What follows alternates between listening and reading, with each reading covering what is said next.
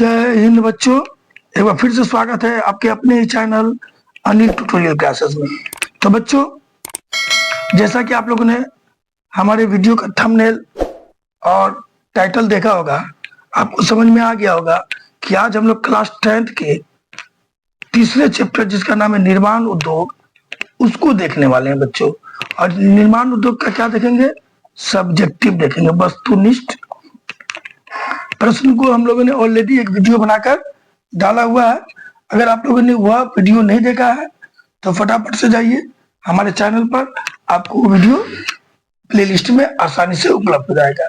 क्योंकि जब तक आप ये वीडियो नहीं देखिएगा, ऑब्जेक्टिव नहीं देखिएगा, आपको सब्जेक्टिव उतनी बेहतर तरीके से समझ में नहीं आएगा। क्योंकि ऑब्जेक्टिव बताने के क्रम में मैंने बहुत सारी चीजें ऑलरेडी सब्जेक्टिव के बारे में बता दिया है।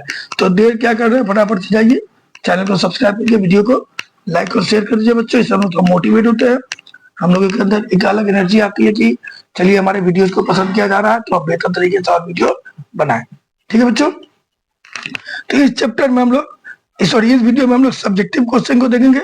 सब्जेक्टिव के दोनों लॉन्ग और शॉर्ट, यानी 2 मार्क्स में पूछे जाने वाले और 5 मार्क्स में पूछे जाने वाले दोनों क्वेश्चन को देखेंगे। और मैं बता दूं, ये जितने भी क्वेश्चन मैं आपको बताऊंगा वो सारे के सारे क्वेश्चन जो बच्चों बोर्ड एग्जाम में पूछे गए हैं। जैसे मैंने ऑब्जेक्टिव आप लोगों को टोटल ऑब्जेक्टिव 27 या 28 बताया हुआ है, 30 के अंदर है, देख लीजिए। जैसे ये सारे ऑब्जेक्टिव मैंने ऑलरेडी बता दिया। जैसे इसी को ले लीजिए, सीमेंट उद्योग के लिए कच्चा माल किया तो मैंने बताया हुआ चूना पत्थर, ये देख लीजिए 17 में, 20 में और 22 में पूछा गया है। ऐसे ही मेंशन करते हुए मैंने 27 या 28 ऐसी कुछ ऑब्जेक्टिव जो बता दिए हैं, जिसको आप हमारे पुराने वीडियो में जाकर देख सकते हैं बच्चों। लेकिन हम इस वीडियो में ऑब्जेक्टिव को जिक्र नहीं करेंगे, हम लोग इस वीडियो में जिक्र करेंगे सब्जेक्टिव का, जो हमारे यहाँ से शुरू होगा। और अभी पहले जिक्र करेंगे सब्जेक्टिव में हम लोग शॉर्ट क्वेश्चन का। ठीक है बच्चों, तो चलिए हम लोग पहले प्रश्न को लेते हैं कि नई औद्योगिक नीति, ठीक है, इसकी मुख्य बातें क्या थी? जो हमारे देश में नई औद्योगिक नीति लागू हुई, इसकी मुख्य बातें क्या थी? ये क्वेश्चन 2011 में पूछा गया है। देखिए बच्चों, औद्योगिक नीति जो बनाई गई थी तो उद्योग के विकास के लिए बनाई गई थी। किस प्रकार हमारे देश में उद्योग का विकास हो, इंडस्ट्री किस प्रकार डेवलप हो, इसको लेके जो नीति बनाई गई थी उसको औद्योगिक नीति का नाम दिया गया था। ठीक है बच्चों, तो चलिए हम लोग इसी चीज पर डिस्कस कर लेते हैं कि औद्योगिक नीति की मुख्य बातें क्या थी जो हमारे देश में बनी बच्चों। तो बच्चों, नई औद्योगिक नीति की जो मुख्य बातें थी, मैं आपको बता दूं कि नई औद्योगिक नीति हमारे देश में लागू हुई थी 1991 में। कब लागू हुई थी बच्चों? 1991 में। और नई औद्योगिक नीति की मुख्य बातें क्या थी? पहला बात था कि जो लाइसेंस प्रणाली था, इस लाइसेंस प्रणाली का अंत कर दिया गया। क्योंकि लाइसेंस प्रणाली में इतने ज्यादा कागज पत्थर का झमेला होता था कि उन सभी चीजों को मैनेज करना थोड़ा सा कठिन हो जाता था। तो नई औद्योगिक नीति के तहत सबसे पहले तो भैया जो लाइसेंस प्रणाली थी, इस लाइसेंस प्रणाली का अंत किया गया। ठीक है बच्चों,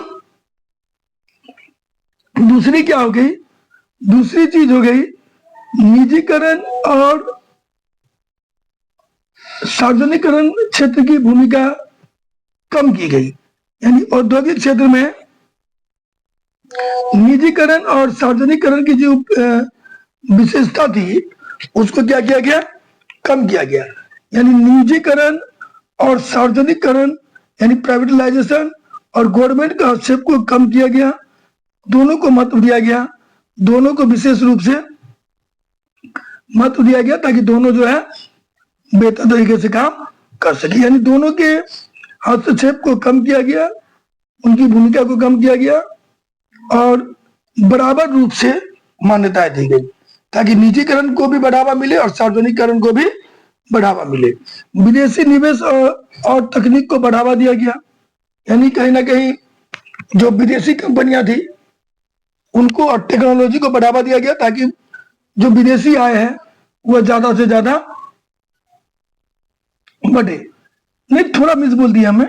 निजीकरण और सार्वजनिकीकरण की भूमिका, निजीकरण और सार्वजनिकरण की भूमिका में थोड़ा सा अंतर बोल दिया। यहाँ पर ऐसे मत लिखिएगा, ये दोनों में पॉइंट थोड़ा मिस हो गया है। यहाँ पर क्या हो गया? निजीकरण की भूमिका बढ़ाई गई। ठीक है, निजीकरण की भूमिका बढ़ाई गई, यानी प्राइवेट कंपनियों को मान्यता ज्यादा दी गई और सार्वजनिक क्षेत्र की भूमिका को कम किया गया। ये 2 नंबर में पॉइंट में मिस्टेक में लिखा गया है, भूमिका कम की गई। ठीक है बच्चों, यानी निजीकरण होता तो निजी क्षेत्र को बढ़ाया गया, निजी क्षेत्र की भूमिका को ज्यादा बढ़ाया गया और सार्वजनिक क्षेत्र की भूमिका को थोड़ा कम किया गया, सरकार के हस्तक्षेप को कम किया गया। तो 2 नंबर पॉइंट आप लोग ये लिख लीजिएगा। बड़े उद्योग घरानों पर से नियंत्रण हटाया गया।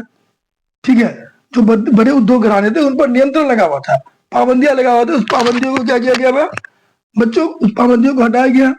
उदारीकरण और प्रतिस्पर्धा को प्रोत्साहन दिया गया, उदारीकरण की नीति को बल दिया गया, प्रतिस्पर्धा को प्रोत्साहन दिया गया। एक और पॉइंट लिख सकते बच्चों, मेक इन इंडिया पर बल दिया गया। क्या चीज पर? मेक इन इंडिया पर बल दिया गया ताकि भारत जो है वह सबल हो सके उद्योग के क्षेत्र में। और भी बहुत चीज के, और भी बहुत सारे पॉइंट आप चाहे तो लिख सकते हैं।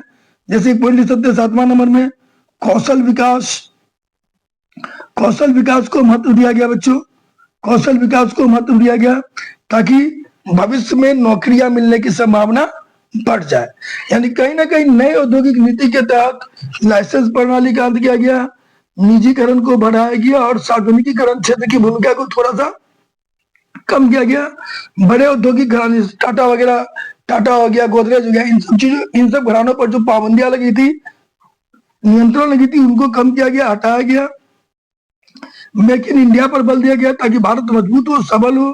विदेशी निवेश और पूंजी को बढ़ाया गया, तकनीक को बढ़ाया गया, यानी विदेश का इन्वेस्टमेंट बढ़े, मॉडर्न टेक्नोलॉजी बढ़े। इन सब चीजों पर नए औद्योगिक नीति के तहत बल दिया गया, जिसको 1991 में लागू किया गया था बच्चों। ठीक है, अब हम लोग अपने अगले क्वेश्चन को देखते हैं। अगला क्वेश्चन क्या करा बच्चों? अगले क्वेश्चन का आगे बच्चों, मुंबई हाई तेल उत्पादक क्षेत्र का परिचय दे। देखिए दोस्तों, यहाँ पर मिस्टेक हो गया, यहाँ भी आ गया कुछ, तो मैं आपको समझा दूंगा किस तरह लिखना है। यहाँ ये दोनों समझने के बाद आप लिखा जाएगा। ठीक है बच्चों, तो देखिए मुंबई हाई भारत का सबसे बड़ा समुद्री तेल उत्पादक क्षेत्र है। इंडिया का सबसे बड़ा समुद्री तेल उत्पादक क्षेत्र कौन है बच्चों? मुंबई हाई है। और यह कहाँ है? यह अरब सागर में है। मुंबई से लगभग 176 किलोमीटर दूर पर यह क्षेत्र है। और वहां पर क्या बनाया गया है? सागर सम्राट नामक एक विशाल मंच बनाया गया है।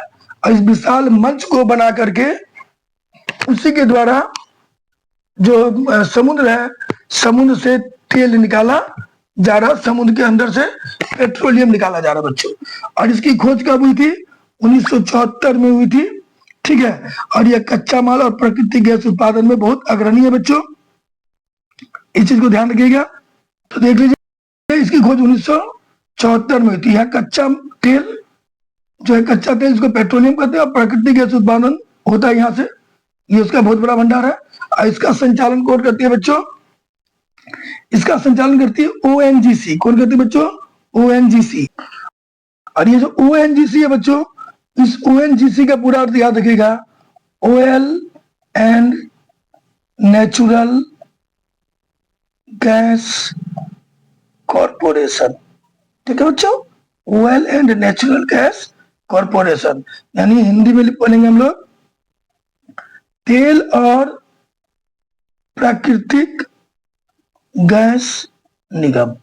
ये जो ONGC है वही जो है मुंबई हाई से कच्चा तेल और प्राकृतिक गैस निकालने का काम करती है। ठीक है बच्चों, एक चीज याद रखिएगा, इसकी खोज जो है 1974 में हुई थी, इस चीज को याद रखिएगा। मुंबई हाई तेल उत्पादन क्षेत्र की खोज 1974 में हुई थी, लेकिन उत्पादन का काम कब से शुरू हुआ बच्चों? 1976 में ONGC के द्वारा। ठीक है, और यहाँ पर 2 ब्लॉक बनाया गया है, एक है नॉर्थ भाग में, ठीक है, और एक है साउथ भाग में। दोनों भाग में 2 ब्लॉक बना करके यहाँ पर तेल का उत्पादन किया जाता है।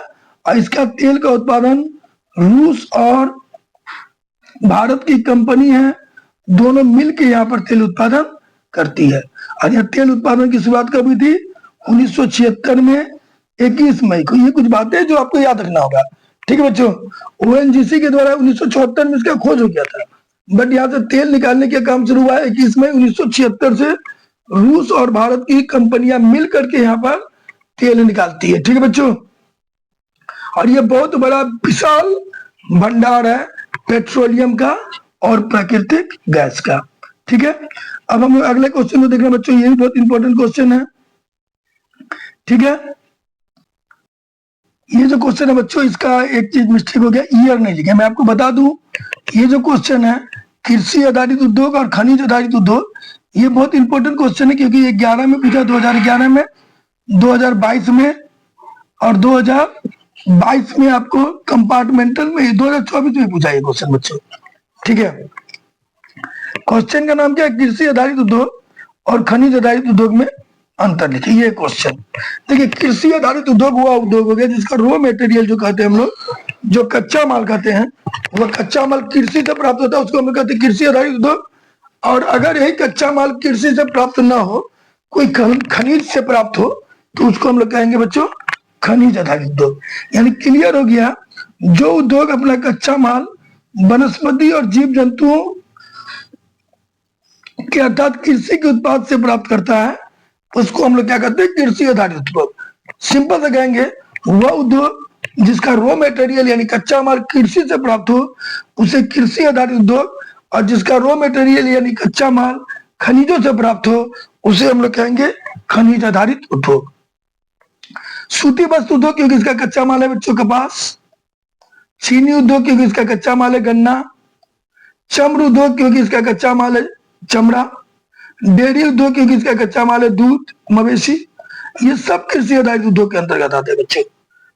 अगर किसी उत्पाद का रॉ मटेरियल कच्चा माल खेती से प्राप्त होता है या जानवर से प्राप्त होता है, तो वो दोनों कैटेगरी जो है वो कृषि आधारित उद्योग के अंतर्गत आता है। और हम लोग ने देखा, सूती कपड़ा उद्योग, चीनी उद्योग, चमड़ा उद्योग, डेयरी उद्योग, ये सभी चीज के जो कच्चे माल है वो या तो खेती से प्राप्त होते हैं या जानवर से, इसलिए कृषि आधारित उद्योग है। लेकिन जैसे उसी तरह लोहा इस्पात उद्योग हो गया, या फिर तांबा उद्योग हो गया, तांबा उद्योग हो गया, ये सब क्या है बच्चों, खनिज आधारित उद्योग है, क्योंकि इसका रॉ मटेरियल किससे प्राप्त होता है, खनिजों से। तो ये एक इंपॉर्टेंट क्वेश्चन था बच्चों, इसको ध्यान से आप लोग देख लीजिए। अब हम लोग चौथे नंबर क्वेश्चन में आते हैं। चौथे नंबर क्वेश्चन में क्या करा बच्चों, चौथे नंबर क्वेश्चन बोला उद्योगों के स्थानीयकरण के लिए 3 मुख्य कारकों को लिखे। देखिए, उद्योग का स्थानीयकरण कहा, यानी उद्योग कहाँ पर स्थापित है, 2012 में पूछा गया है, याद रखिएगा, 2012 में क्वेश्चन पूछा गया है, उद्योग कहाँ पर ज्यादा लगेगा। तो याद रखिएगा, उद्योग वहां ज्यादा लगेगा जहाँ कच्चा माल की प्राप्ति हो। उद्योग वहां ज्यादा लगेगा जहाँ मानवीय कारक यानी योग्य और कुशल मजदूर हो। अब मानवीय कारक नहीं लिखे, डायरेक्ट 2 नंबर लिख सकते, योग्य और कुशल मजदूर। और उद्योग वहां लगेगा बच्चों जहां पर बृहत बाजार हो, यानी बड़ा बाजार हो। यानी कहीं ना कहीं उद्योग के लिए कच्चा माल चाहिए, तो कच्चा माल की प्राप्ति जहां होगी वहां उद्योग लगेगा। उद्योग के लिए कुशल मजदूर चाहिए, जो कि मानवीय कारक के अंतर्गत आते हैं, तो जहां पर कुशल मजदूर मिलेगा वहां उद्योग स्थापित होगा। और उद्योग में तैयार माल को बेचने के लिए बाजार चाहिए, तो जहां पर बाजार रहेगा वहां उद्योग की स्थापना होगी। यानी कच्चे माल की प्राप्ति, उसका कुशल और योग्य मजदूर, या फिर मानवीय कारक, या बृहत यानी बड़ा बाजार, ये तीनों उद्योग के स्थानीयकरण के मुख्य कारण है। ठीक है बच्चों, अब हम लोग आते हैं 5वें नंबर क्वेश्चन में। देखिए, वहां बृहत बाजार में छूट गया था, मैंने यहाँ लिखा हुआ है, चलिए पॉइंट तो मैंने आपको वहां बता ही दिया। अब आते हैं अगला क्वेश्चन, उपभोक्ता उद्योग से आप क्या समझते हैं, कंज्यूमर इंडस्ट्री। देखिए, उपभोक्ता उद्योग का मतलब होता है उन उद्योगों को कहते हैं जो उत्पाद उपभोक्ताओं के द्वारा सीधे उपयोग की जाने वाली वस्तुओं और सेवाओं का उत्पादन करता है। यानी वो उन वस्तुओं और सेवाओं का उत्पादन करता है जिसे उपभोक्ता यानी कंज्यूमर या कस्टमर सीधे उपयोग करते हैं, जैसे खाने वाले पदार्थ, खाद्य पदार्थ, कपड़ा, इलेक्ट्रॉनिक्स, घरेलू सामान, टूथपेस्ट, सर्फ, साबुन, ये सारे जो उद्योग है बच्चों, ये उपभोक्ता उद्योग के अंतर्गत आते हैं। और 2012 में ये क्वेश्चन पूछा गया है। और ये उपभोक्ता उद्योग के अंदर क्यों आते हैं, क्योंकि इनके जो भी उत्पाद होते हैं, इनको जो है कंज्यूमर यानी उपभोक्ता सीधे उपयोग करता है। अगला क्वेश्चन देखिए, 2013 में पूछा गया है, भारत में निर्यात यानी एक्सपोर्ट नहीं इंपोर्ट, इंपोर्ट और एक्सपोर्ट, आयात और निर्यात। देखिए, याद रखिए, निर्यात नी फॉर निकलना, नी फॉर निकलना, निकलेगा कब? जब हम बेचेंगे। यानी बेचना मतलब निर्यात। नी फॉर निकलना, कोई भी चीज हमारे यहाँ से निकलेगा कब? जब हम बेचेंगे। यानी बेचेंगे तो हमारे साथ निकल जाएगा। ठीक है। और आ फॉर आना, आ फॉर आना आएगा कब? हम जब हम खरीदेंगे। यानी इस चीज को याद रखिएगा, आयात मतलब होता है खरीदना, निर्यात मतलब होता है निकलना यानी बेचना। तो भारत में निर्यात और आयात होने वाली वस्तु का उल्लेख करने बोला है। तो देखिए, निर्यात की जाने वाली वस्तु कौन कौन है? इंजीनियरिंग सामान है, रत्न और आभूषण है, जो भारत से निर्यात होता है, बेचा जाता है। रसायन और उससे संबंधित उत्पाद है, वस्त्र है, कृषि और उससे संबंधित उत्पाद है, अयस्क और खनिज है। ये ऐसे चीज है जो भारत से निर्यात किए जाते हैं यानी बेचे जाते हैं। और भारत से आयात की जाने वाली वस्तु कौन है जो हम लोग भारत खरीदता है? वो है पेट्रोलियम और उससे संबंधित उत्पाद, क्योंकि भारत के पास पेट्रोलियम नहीं है। कुछ मशीनी को भी खरीदता है, इलेक्ट्रॉनिक सामान खरीदता है, सोना और चांदी खरीदता है, उर्वरक खरीदता है, केमिकल्स यानी रसायन खरीदता है, और लोहा की वस्तुएं खरीदता है।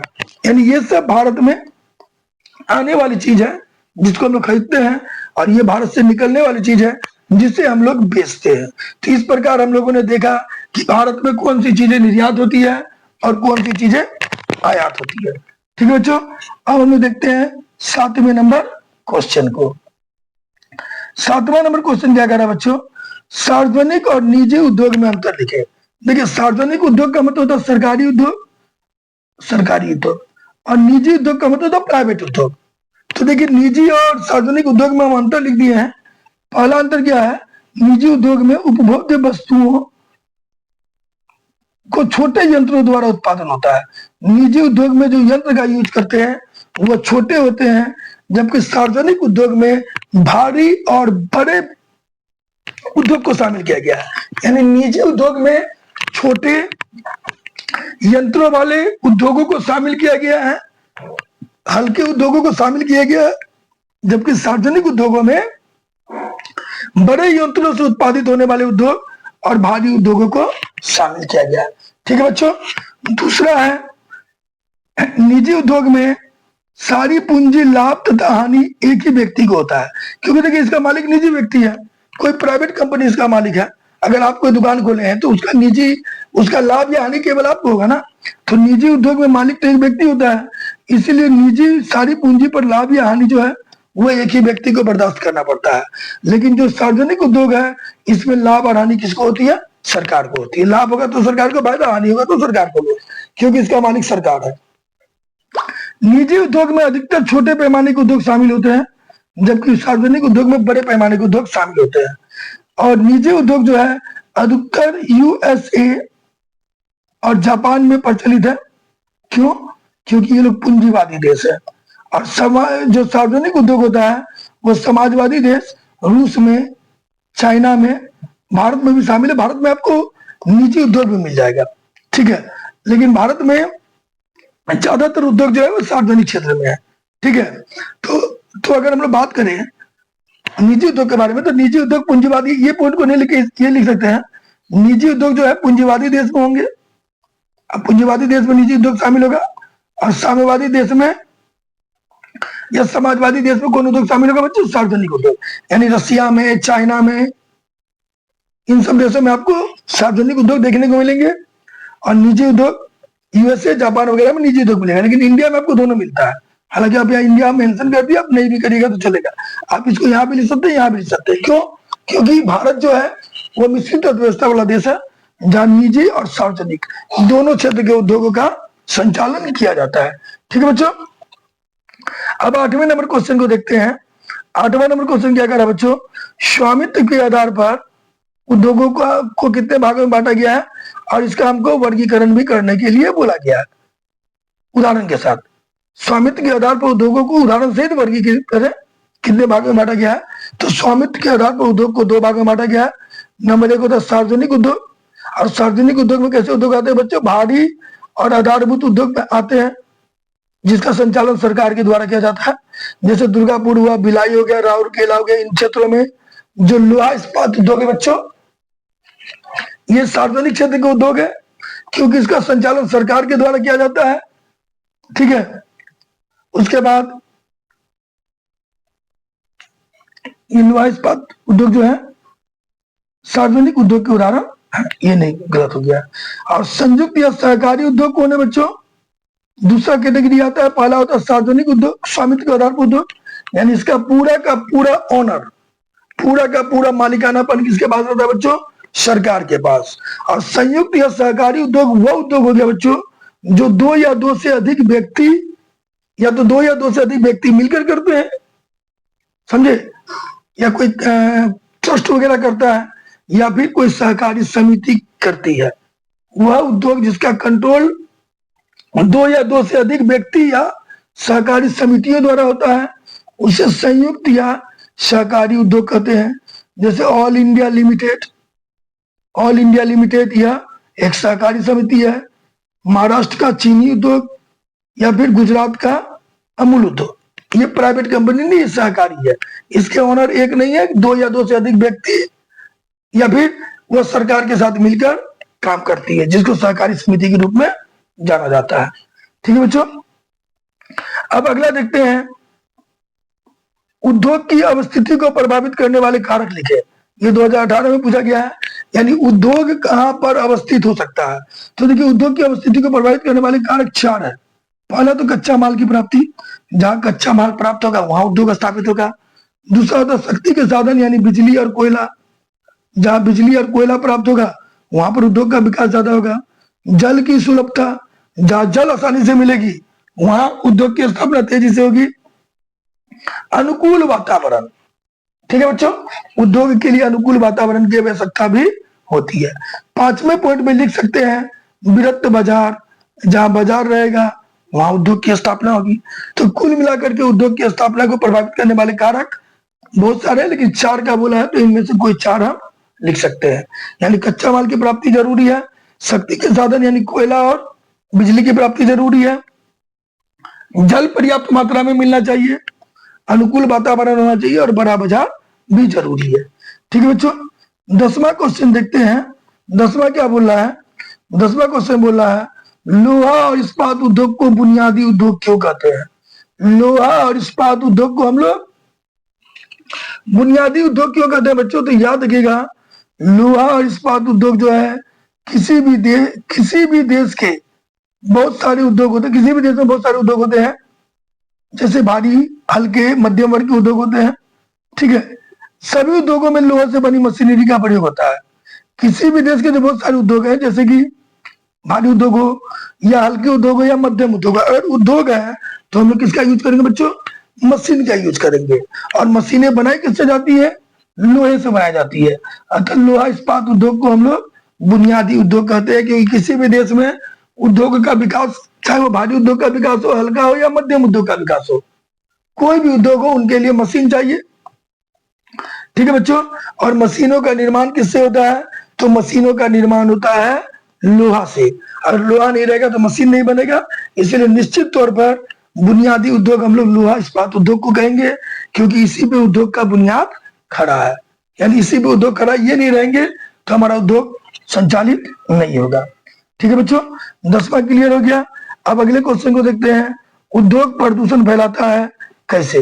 क्वेश्चन क्या करा बच्चों? उद्योग प्रदूषण फैलाता है कैसे, 2019 में पूछा गया है। अब देखिए उद्योग कैसे प्रदूषण फैलाता है। ठीक है बच्चों, तो देखिए उद्योग द्वारा कार्बनिक और अकार्बनिक दोनों प्रकार के हानिकारक पदार्थ निकलते हैं, और ये नदी में छोड़ने पर जल प्रदूषण फैलाते हैं। कोई भी इंडस्ट्री से कार्बनिक और अकार्बनिक दोनों प्रकार के हानिकारक पदार्थ निकलेंगे बच्चों, और जब हम ये हानिकारक पदार्थ को जल में गिराएंगे तो निश्चित तौर पे क्या होगा बच्चों? जल प्रदूषण फैलेगा। ठीक है बच्चों, क्या फैलेगा? जल प्रदूषण फैलेगा। जैसे कागज उद्योग हो गया, रसायन उद्योग हो गया, ठीक है, रसायन उद्योग हो गया या चमड़ा उद्योग हो गया, ठीक, चाहे कागज उद्योग हो, रसायन उद्योग हो या चमड़ा उद्योग हो, इन सभी उद्योगों के लिए ज्यादा से ज्यादा पानी की जरूरत पड़ती है। ठीक है, और ये पानी हम बहाते कहाँ है? अंततः सारे के सारे पानी हम लोग बहाते हैं नदी में, नदी में पहुंचती है तो नदी का जल प्रदूषित करती है। दूसरा, उद्योग से धुआं निकलता है बच्चों, और ये धुआं वायु को भी प्रदूषित करता है, क्योंकि इसमें कार्बन डाइऑक्साइड, सल्फर डाइऑक्साइड, ये जहरीले गैस होते हैं जो वायु में मिलकर वायु को हानि पहुंचाते हैं और वायु को प्रदूषित कर देते हैं। ठीक है, उद्योग मिट्टी को भी प्रदूषित करती है, क्योंकि उद्योगों से निकलने वाला कचरा हम जहाँ फेंकेंगे वहां की मिट्टी खराब हो जाएगी। तो उद्योग कहीं ना कहीं मिट्टी को भी प्रदूषित करती है।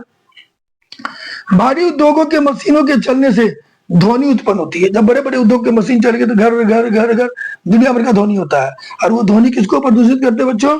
ध्वनि को प्रदूषित करते हैं। तो हम लोग देखते हैं उद्योग से जल प्रदूषण भी फैलता है, उद्योग से वायु प्रदूषण भी फैलता है, और उद्योग से बच्चों ध्वनि प्रदूषण भी फैलता है। तो इस प्रकार हम लोगों ने देखा कि उद्योग किस प्रकार प्रदूषण को फैलाता है। अब बच्चों देखते हैं तापीय प्रदूषण को परिभाषित करें। ये तापीय प्रदूषण क्या होता है? देखिए, कारखाना हो या विद्युत गिरी हो या कोई भी औद्योगिक इकाई हो, वहां अगर हम लोग पानी का यूज करेंगे तो वो पानी क्या होगा? गर्म होगा। गर्म पानी को हम लोग सीधे क्या करेंगे? गर्म पानी हो या गर्म गैस हो, उसको सीधे हम लोग जल स्रोत में मिला देते हैं, जल स्रोत में बहा देते हैं। ठीक है, ये जो उद्योगों से जो पानी निकलता है वो पानी जनरली गर्म होता है, और हम लोग उन गर्म पानी को क्या करते हैं? सीधे जल स्रोतों में गिरा देते हैं। और गर्म और ठंडा पानी मिलने के कारण जल स्रोत का जो तापमान है वो अनबैलेंस हो जाता है। ठीक है, समान तापमान क्या होता है? बिगड़ जाता है, अनबैलेंस हो जाता है। जलीय जीव मरने लगते हैं, जलीय पौधे मरने लगते हैं, और इसी स्थिति को हम लोग कहते हैं तापीय प्रदूषण। तो सिंपल सा जवाब देंगे कि उद्योगों और कारखानों से निकलने वाले गर्म जल और गैस को पानी में बहा देने से पानी के तापमान असमान रूप से बिगड़ जाते हैं, और जिससे जलीय जीव और पौधों को नुकसान पहुंचता है। इसे हम लोग तापीय प्रदूषण कहते हैं। ठीक है बच्चों, अगला क्वेश्चन है, अब लंबा में आ गया हम लोग। ये लॉन्ग क्वेश्चन यहाँ से शुरू हो रहा है, और ये 5 मार्क्स वाले क्वेश्चन है बच्चों। ठीक है, ये भी 24 में पूछा गया, ये क्वेश्चन 2013 में पूछा गया है। और वो क्वेश्चन क्या है देखिए, क्वेश्चन क्या कर रहा है बच्चों? क्वेश्चन कर रहा है भारत में लोहा इस्पात उद्योग के वितरण का वर्णन करें। यानी किस क्षेत्र में लोहा इस्पात उद्योग ज्यादा और किस क्षेत्र में लोहा इस्पात उद्योग कम है या फिर बिल्कुल नहीं है। तो याद रखिएगा, भारत में लोहा एवं इस्पात उद्योग का विकास कच्चे माल जैसे लो एस यानी लोहा इस्पात उद्योग वही ना बढ़ेगा जहाँ कच्चा माल हो यानी लो एस हो, जहाँ कोयला हो, चूना पत्थर हो, सस्ते मजदूर हो, जल हो, ऊर्जा के साधन उपलब्ध हो, परिवहन की सुविधा हो, बाजार हो। ये सारे चीज उद्योग को प्रभावित करते हैं। कच्चा माल यानी एस, कोयला, लोहा, चूना पत्थर, सस्ता मजदूर, जल, ऊर्जा के साधन, परिवहन की सुविधा, ये सब चीजें जहां रहेगी वहीं पर उद्योगों का विकास ज्यादा होगा। और इस आधार पर हमारे देश में उद्योगों के विकास में नंबर 1 पे आता है लोहा उद्योग के विकास में झारखंड, क्योंकि झारखंड में लोहा एस्क और कोयला दोनों प्रचुर मात्रा में है। ठीक है, और जमशेदपुर जिसको हम लोग टाटा सिटी के नाम से भी जानते हैं, वहां पर लोहे की सबसे बड़ी कंपनी है टाटा, जिसका कंट्रोल करती है टिस्को, जिसका पूरा अर्थ होता है Tata iron and steel company. ठीक है बच्चों, और यह जो टिस्को है यह भारत का सबसे पुराना और सॉरी पुराना टिस्को तो पुराना ही, ये जो झारखंड है, झारखंड भारत का सबसे पुराना और प्रमुख लोहा इस्पात केंद्र है। बोकारो इस्पात संयंत्र भी आपका यानी बोकारो स्टील प्लांट भी झारखंड में ही आता है। तो झारखंड के 2 शहर जमशेदपुर और बोकारो यह लोहा इस्पात उद्योग का प्रमुख केंद्र है। ठीक है बच्चों, दूसरे नंबर पर उड़ीसा आता है। उड़ीसा में भी लोहा है, मैग्नीज है, चूना पत्थर है, इसका भंडार है, जिस कारण से उड़ीसा में भी लोहा इस्पात उद्योग है। खास करके राउरकेला में राउरकेला इस्पात संयंत्र यानी राउरकेला स्टील प्लांट आपको उड़ीसा में स्थित है, जो कि भारत की एक बड़ी स्टील प्लांट है। छत्तीसगढ़ आते हैं, छत्तीसगढ़ में भी कोयला और लोहा है, जिसके कारण छत्तीसगढ़ में भी लोहा उद्योग का विकास बहुत ज्यादा हो रहा है। और छत्तीसगढ़ का भिलाई जिसको हम लोग भिलाई स्टील प्लांट के नाम से जानते हैं, वह प्रमुख लोहा इस्पात उद्योग है बच्चों। अब चौथे नंबर पे आएगा अपना पश्चिम बंगाल। पश्चिम बंगाल में भी तो आपको कोयला आसानी से उपलब्ध हो जाता है, लो एस्क भी है। तो पश्चिम बंगाल के दुर्गापुर में दुर्गापुर स्टील प्लांट है, जो कि लोहा उद्योग का एक प्रमुख केंद्र है। उसके अलावा कर्नाटक में भी लोहा उपलब्ध है। कर्नाटक के बेल्लारी, भद्रावती और विजयनगर, यहाँ पर लोहा इस्पात संयंत्र स्थापित किए गए हैं। ठीक है, लेकिन ये निजी क्षेत्र है, प्राइवेट कंपनी के द्वारा यहाँ पर लोहा निकाला जाता है। इसके अलावा हमारे आंध्र प्रदेश में, तमिलनाडु में, महाराष्ट्र में और गुजरात में भी कई छोटे बड़े लोहा इस्पात उद्योग स्थापित किए गए। तो इस प्रकार हम लोगों ने देखा कि भारत में लोहा इस्पात उद्योग का विकास कहाँ कहाँ हुआ है। अब अगला क्वेश्चन है बच्चों, ये भी बहुत इंपॉर्टेंट है, 2015 में पूछा है, भारत में सूती वस्त्र उद्योग के वितरण का वर्णन करें। सूती वस्त्र उद्योग, ठीक है, तो याद रखिएगा सूती वस्त्र उद्योग जो है वो भारत का सबसे पुराना और महत्वपूर्ण उद्योग है। भारत का सबसे पुराना और महत्वपूर्ण उद्योग सूती वस्त्र उद्योग है बच्चे, ठीक है। और यह उद्योग का विकास मुख्य रूप से कपास उत्पादक क्षेत्र के पास होगा, या देश की जो प्रमुख बंदरगाह होती है, सी पोर्ट होती है, जहां बड़े बड़े जहाज आकर रुकते हैं, उसके किनारे हुआ है। यानी सूती वस्त्र उद्योग का विकास मोस्टली कपास उत्पादक क्षेत्र में और बंदरगाहों के आसपास हुए हैं। और इसके प्रमुख क्षेत्र क्या है? नंबर 1 में आता है महाराष्ट्र। पूरे इंडिया में नंबर 1 में सूती वस्त्र उद्योग में महाराष्ट्र है, जहां से सबसे अधिक सूती की वस्त्र की मिले हैं। महाराष्ट्र के मुंबई में, पुणे में, नागपुर में और सोलापुर में सूती वस्त्र उद्योग का उत्पादन होता है। दूसरे नंबर में गुजरात आता है। गुजरात को हम लोग पूर्व का मैनचेस्टर भी कहते हैं। मैनचेस्टर इंग्लैंड का एक प्रमुख शहर है बच्चों, जहां पर बहुत ज्यादा सूती कपड़ा का उत्पादन होता है, इसीलिए गुजरात को हम लोग पूर्व का मैनचेस्टर कहते हैं। नहीं, गुजरात को नहीं, गुजरात के शहर अहमदाबाद को, गुजरात के शहर अहमदाबाद जो कि प्रमुख सूती वस्त्र उत्पाद का केंद्र है, और अहमदाबाद को हम लोग पूर्व का मैनचेस्टर कहते हैं। इसके अलावा अन्य केंद्र और है गुजरात में, क्या क्या है? सूरत है, राजकोट है, भावनगर है। अहमदाबाद सबसे बड़ा गुजरात का सूती वस्त्र उत्पादन का केंद्र है, उसके बाद सूरत है, राजकोट है और भावनगर भी है। मध्य प्रदेश की बात करें तो मध्य प्रदेश में इंदौर, उज्जैन, ग्वालियर और बुरहानपुर ये प्रमुख सूती वस्त्र उत्पाद का केंद्र है। तमिलनाडु में कोयम्बटूर, कोयम्बटूर को याद रखिएगा दक्षिण का मैनचेस्टर कहते हैं, दक्षिण भारत का। पूर्वी भारत का मैनचेस्टर अहमदाबाद है, दक्षिण भारत का मैनचेस्टर। मैनचेस्टर इंग्लैंड का एक शहर है जो कि बहुत ज्यादा सूती वस्त्र उत्पादन में अग्रणी है, ठीक है। तो तमिलनाडु का कोयम्बटूर, चेन्नई, मदुरै ये प्रमुख सूती वस्त्र उत्पादक क्षेत्र है। उत्तर प्रदेश में कानपुर, आगरा, मेरठ और बनारस, इन क्षेत्रों में भी सूती वस्त्र उद्योग का उत्पादन होता है, ठीक है बच्चों। अब अगला और भी क्षेत्र को देख लेते हैं। 6ठे नंबर में आता है पश्चिम बंगाल। पश्चिम बंगाल का कोलकाता, पश्चिम बंगाल का हावड़ा, श्री रामपुर, इन क्षेत्रों में सूती वस्त्र का उत्पादन होता है। उसके अलावा कुछ अन्य क्षेत्र भी हैं बच्चों, जैसे हैदराबाद है आंध्र प्रदेश में, पंजाब का अमृतसर, लुधियाना, राजस्थान का भीलवाड़ा, कोटा, हरियाणा का पानीपत, ठीक है, आंध्र प्रदेश का हैदराबाद, ये भी कुछ प्रमुख क्षेत्र है। इसको आप इग्नोर भी कर सकते हैं, नहीं भी लिखिएगा तो चलेगा, ठीक है। तो लोहा इस्पात पढ़ लिया, सीमेंट इस्पात लोहा इस्पात पढ़ लिया, सूती वस्त्र पढ़ लिया। अब एक और उद्योग है जो भारत का जान है, वो है सीमेंट उद्योग। कौन है बच्चों? सीमेंट उद्योग। सीमेंट उद्योग के बारे में बात करें तो याद रखिएगा सीमेंट उद्योग एक आधारभूत उद्योग, जैसे जितना वैल्यू आप लोहा उद्योग को दे सकते हैं बच्चों, सीमेंट उद्योग भी उतना ही महत्वपूर्ण है, क्योंकि फैक्ट्री वगैरह खोलने के लिए आपको उद्योग सीमेंट चाहिए ही। तो कहीं ना कहीं सीमेंट उद्योग भी एक आधारभूत और महत्वपूर्ण उद्योग है बच्चों। भवन निर्माण में, सड़क बनाने में, बांध बनाने में, औद्योगिक ढांचे बनाने में, ठीक है, इन सभी में सीमेंट उद्योग का उपयोग होता है। भारत विश्व में सीमेंट बनाने में वाले देशों में प्रमुख स्थान रखता है।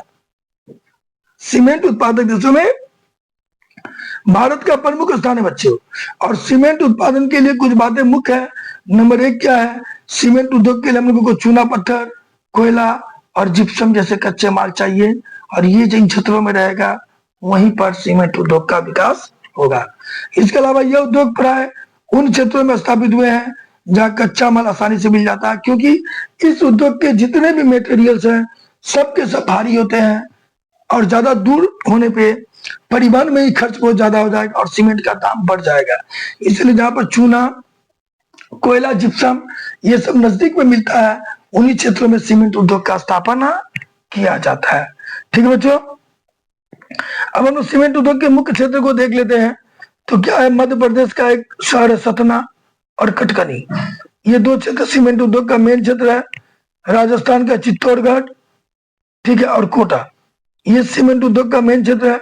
इसके अलावा गुजरात के अहमदाबाद में और जामनगर में भी सीमेंट का उत्पादन होता है। तमिलनाडु के ओरकोनम और मुदरे तथा बिहार के राजगढ़ में सीमेंट उत्पादन होता है। ठीक है, और भारत में सीमेंट उत्पादन उद्योग बहुत तेजी से बढ़ रहा है। भारत का सीमेंट उत्पादन उद्योग बहुत तेजी से बढ़ रहा है, क्योंकि भारत में आज निर्माण कार्य भी बहुत तेजी से हो रहा है। ठीक है, इसीलिए कहीं ना कहीं सीमेंट उद्योग जो है देश को मजबूती प्रदान करती है। ठीक है, अब चौथे नंबर क्वेश्चन को देखते हैं बच्चों। चौथा नंबर क्वेश्चन क्या कह रहा है, भारतीय अर्थव्यवस्था में उद्योग के योगदान का चर्चा करें।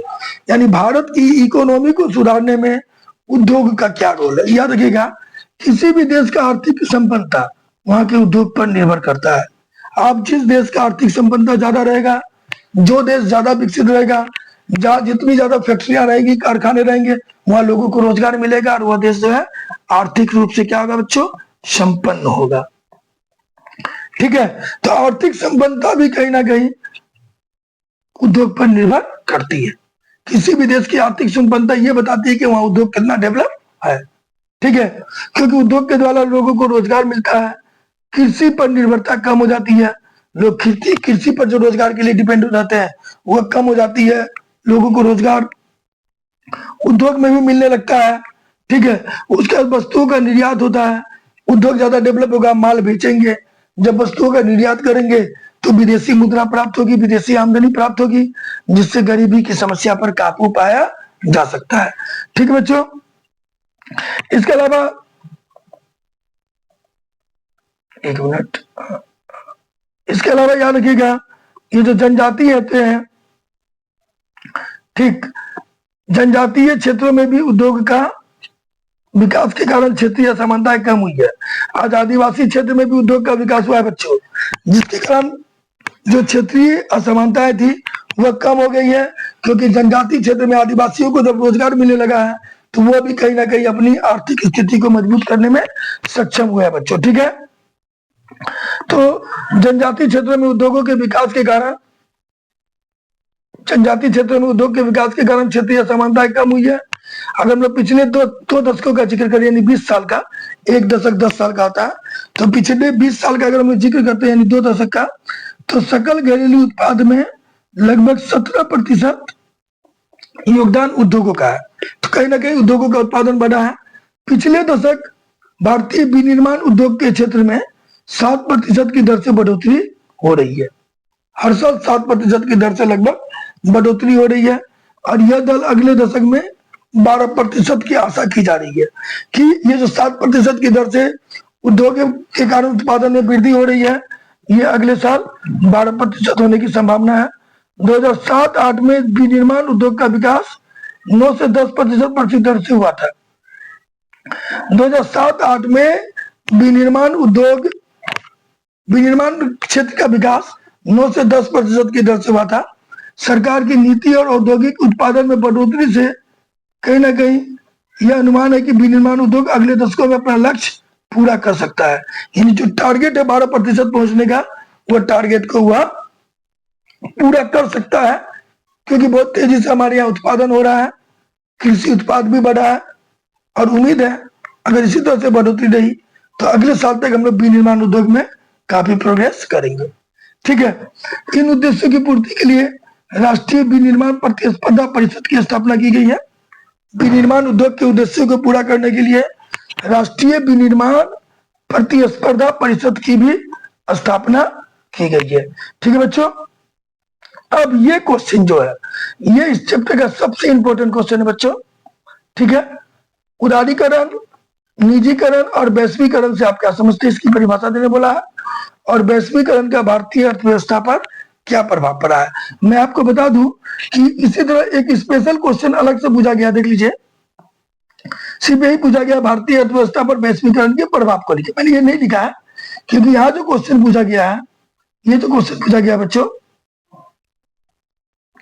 ये जो क्वेश्चन पूछा गया उदारीकरण, निजीकरण और वैश्वीकरण से आप क्या समझते हैं, और वैश्वीकरण का भारतीय अर्थव्यवस्था पर प्रभाव पर क्या है, ये क्वेश्चन भी रिपीट किया गया है। इसी क्वेश्चन को दोबारा रिपीट किया गया है, इसीलिए मैंने इस क्वेश्चन को दोबारा नहीं समझा गया। 2022 में सीबीआई पूछा है कि वैश्वीकरण का भारतीय अर्थव्यवस्था पर क्या प्रभाव पड़ा है। और ये पूरा क्वेश्चन 2020 में पूछा है। उदारीकरण, निजीकरण, वैश्वीकरण क्या है, ये 2020 में पूछा है और इसके साथ ये भी क्वेश्चन ऐड कर दिया गया है। लेकिन 2022 में सिर्फ यही क्वेश्चन पूछा गया कि वैश्वीकरण का भारतीय अर्थव्यवस्था पर क्या प्रभाव पड़ा है।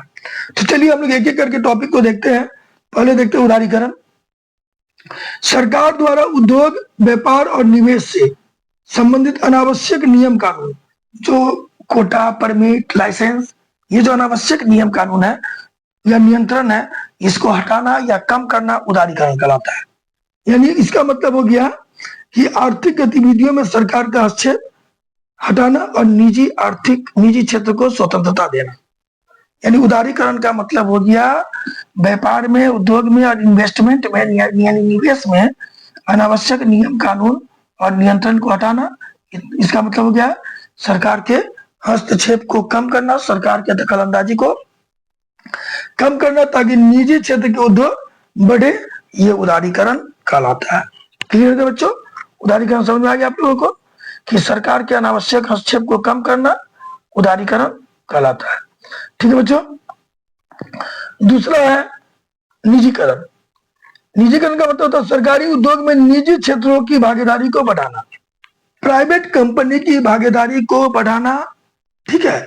और सरकारी कंपनियों को निजी हाथों में सौंपना निजीकरण कहलाता है।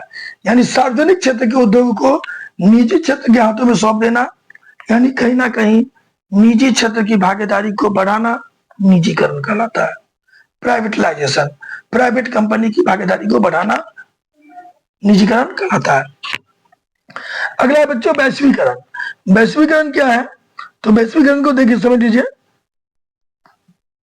ये कुछ पॉइंट बीच में लिखा गया बच्चों, इसको नहीं देखना है। ठीक है। वैश्वीकरण का मतलब क्या होता है?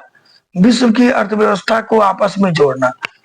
इंडिया, चाइना, जापान, इसकी अर्थव्यवस्था को एक साथ जोड़ना, ताकि वस्तुओं, सेवाओं और पूंजी का जो है आदान प्रदान स्वतंत्र रूप से हो सके, वैश्वीकरण कहलाता है। यानी विश्व की अर्थव्यवस्था को आपस में जोड़ना, ताकि वस्तुओं, सेवाओं, पूंजी और तकनीक का आदान प्रदान आपस में स्वतंत्र रूप से हो सके, वैश्वीकरण कहलाता है। इसका मतलब हो गया पूरी दुनिया एक साझा वैश्विक बाजार में बदल जाए। पूरी दुनिया को एक साझा वैश्विक बाजार में बदलना वैश्वीकरण कहलाता है। यानी कहीं ना कहीं हम कह सकते हैं विश्व की अर्थव्यवस्था को आपस में जोड़ना, ताकि वस्तु, सेवाओं और पूंजी तथा टेक्नोलॉजी का आदान प्रदान हो सके, वैश्वीकरण कहलाता है। आप यहां तक भी लिख दीजिएगा तो कोई दिक्कत नहीं है। मैंने बढ़ा दिया कि पूरी दुनिया को एक साझा वैश्विक बाजार में बदलना वैश्वीकरण कहलाता है। अब इसका दूसरा टॉपिक जो था बच्चों कि वैश्वीकरण का क्या प्रभाव पड़ा है। वैश्वीकरण का क्या प्रभाव पड़ा, सिर्फ यही क्वेश्चन 2022 में पूछा गया है। ठीक है। तो वैश्वीकरण का कहीं ना कहीं प्रभाव तो पड़ा है, दोनों प्रभाव पड़ा, अच्छा खराब दोनों पड़ा है बच्चों। जैसे कि ये अच्छा प्रभाव है, कुछ अच्छे प्रभाव मैंने लिख दिए हैं जिसको सकारात्मक प्रभाव कहते हैं बच्चों। ये 5 को सकारात्मक प्रभाव लिखा है मैंने। उसके बाद नेगेटिव यानी बुरे प्रभाव भी मैंने लिखे हैं।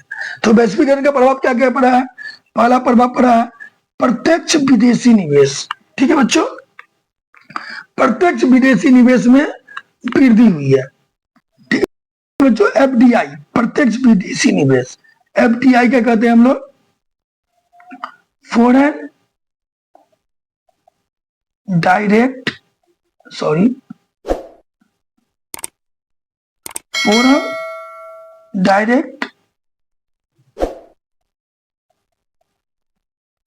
Investigation, foreign direct investigation.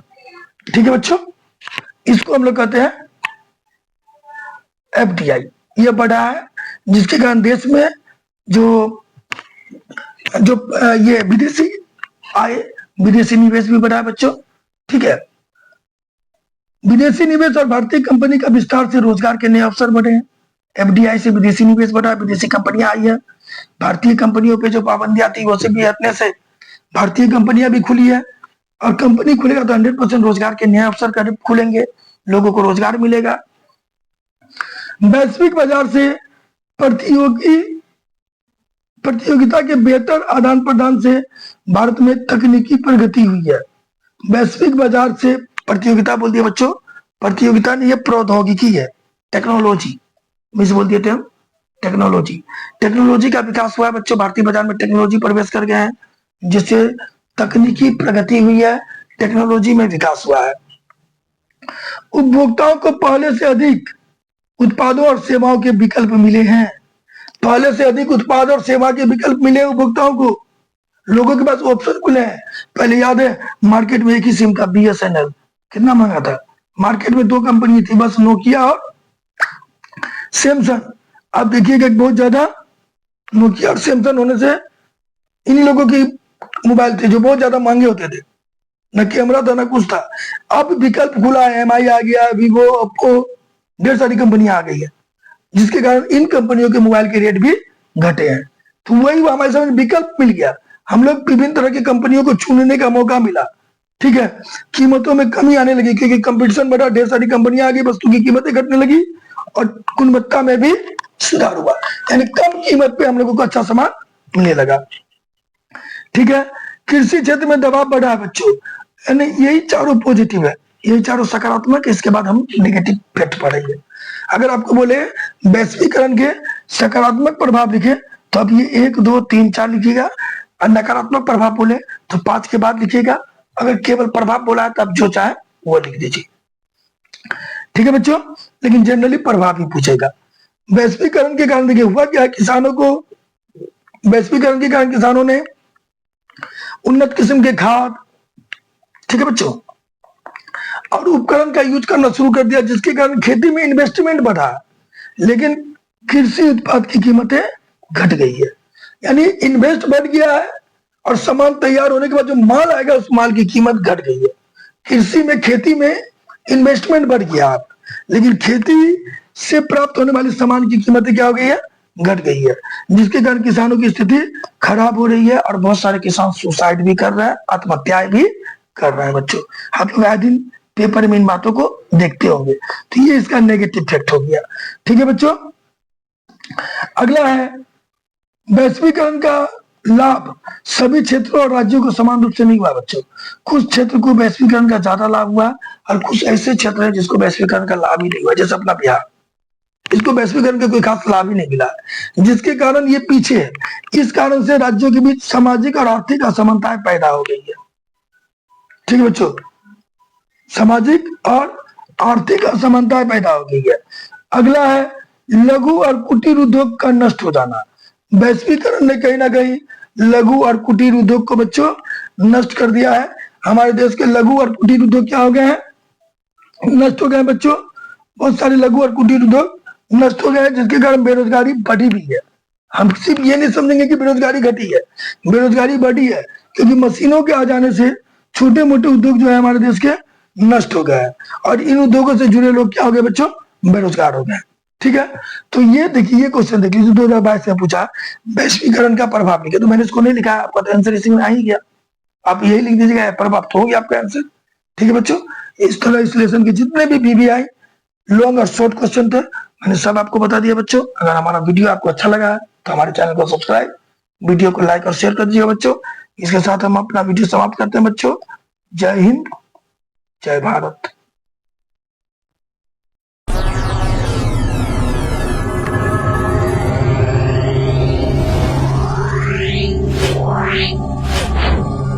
Yeah.